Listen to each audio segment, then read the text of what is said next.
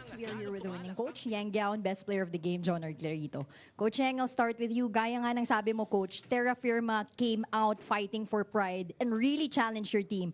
But your guys held their ground and got the win. Now, Coach, with their similarities to SMB and based on how your team responded tonight, what can you take from this game heading into your next matchup? Well, tama yung sinabi mo, no?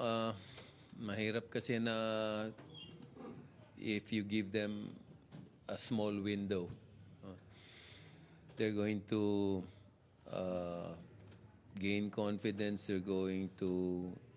It's really different playing without pressure for them, no? And just trying to give a good show. So, yun yung sinasabi ko sa kanila, mag-ingat tayo kasi pwede mangyari talaga yan, no? And nangyari nga. But it's a good thing you are able to hold them back, no? And it's also a good thing that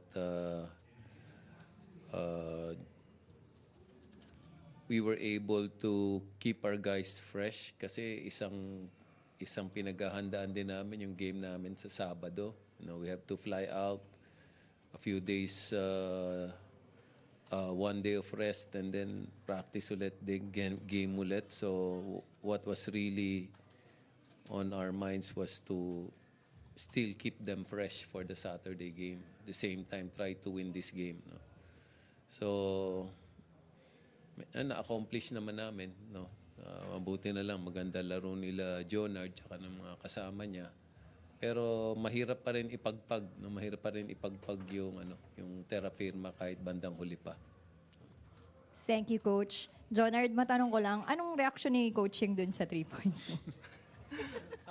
Tumawa na siya. Nagkatinginan kami na napamura ako, sabi ko. But sabi ko, that's just being smart and at the same time lucky, no? Alam naman nating sinadya talaga ni Jonard yun. Pero yun nga, try to be smart, sometimes you get lucky. No? Sa tingin mo, Jonard, paano makakatulong yung panalo nyo ngayon into your next game against SMB? Siyempre ito magandang sign to para sa next game namin sa Cagayan.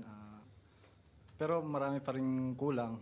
Yung depensa namin may lapses pa rin. Pero yun nga sabi ni Coaching, sa practice naman, makokorek namin yung lahat ng mga lapses namin. Yun lang, madadala namin sa Saturday. Thank you, Coach Yeg.